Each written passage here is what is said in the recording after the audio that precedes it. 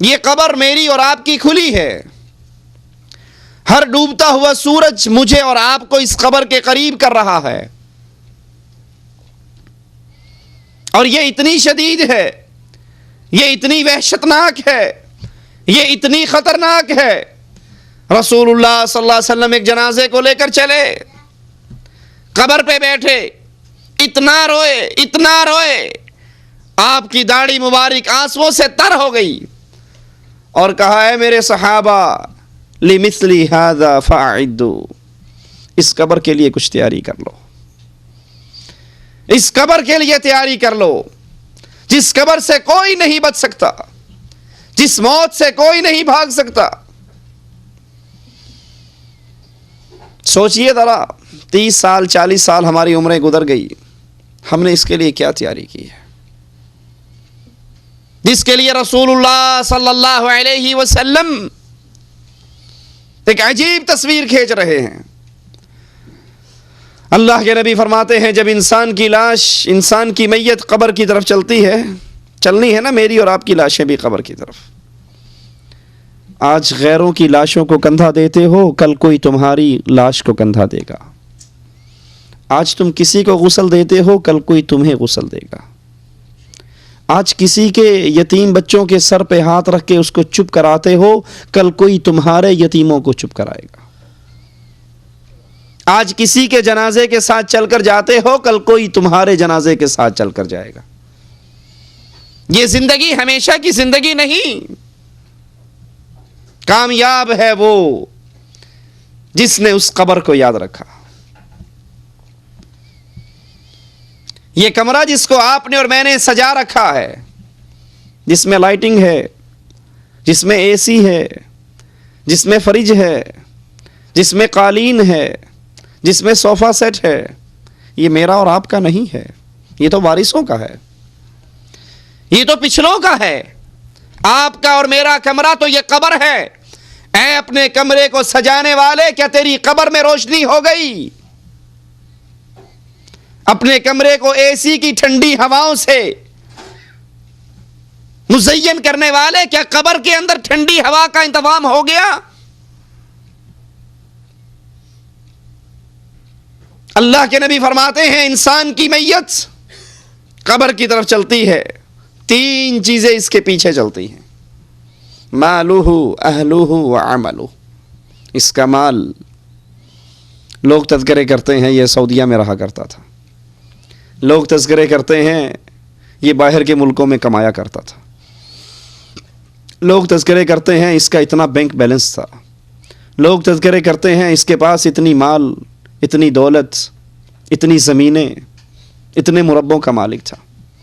लेकिन रब्बे मोहम्मद की कसम, गौर कीजिए, आप सूट सिलाते हो, दर्जी के पास जाते हो, उसे कहते हो एक जेब यहां लगाना, एक जेब साइड पे लगाना, एक जेब शलवार में लगाना।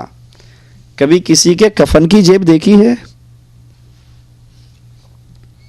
आप सूट सिलवाते हो, दर्जी से सिलकर आता है, फिर धोबी से धुलवाकर प्रेस करवाते हो। किसी का कफन भी कभी देखा सिलकर आया हो? कहीं से इस्त्री होकर आया हो?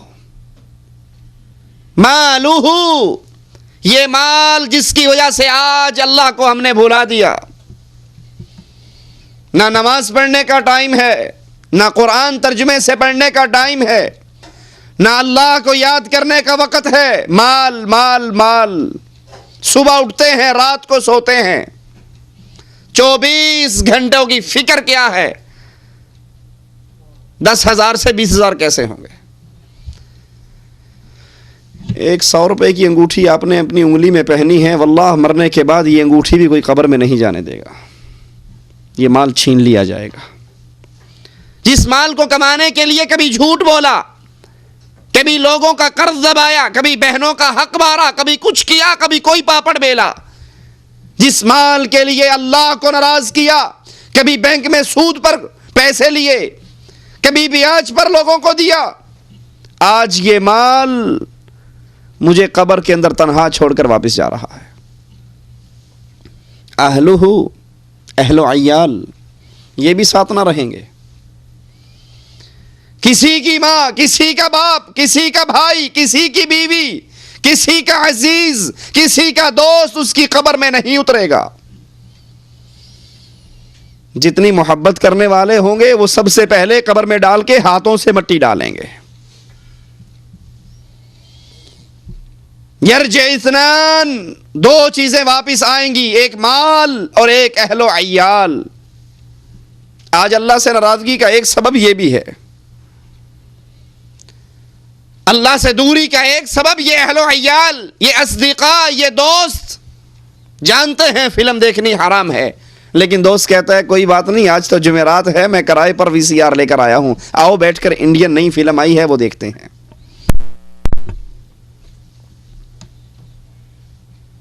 जानता है बीवी को पर्दा करवाना वाजिब है, लेकिन सोचता है अगर बेगम को भाई से पर्दा करवा दिया, देवर और जेठ से, तो भाई नाराज हो जाएगा। कोई बात नहीं, अल्लाह रसूल को साइड पर रहने दो, माहौल के मुताबिक चला करते हैं।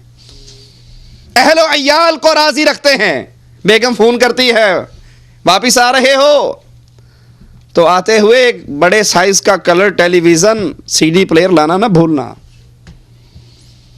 क्योंकि घर के अंदर केबल आम हो गई है और हमारे घर के अंदर वही पुराना ब्लैक एंड व्हाइट टीवी चलता है। जो किसी ने कहा, दोस्तों को राजी रखा, बेगम को राजी रखा, माहौल और मुआशरे को राजी रखा, बिरादरी और भाइयों को राजी रखा, एक अल्लाह की रज़ा की फिक्र नहीं की। अल्लाह की कसम, ये माल भी छोड़कर चला गया, ये अहलो अय्याल भी छोड़कर चला गया। यबका वाहिदुन, एक चीज ऐसी है जिसने मुझे और आपको कब्र में कभी अकेला नहीं छोड़ना, और वो क्या है?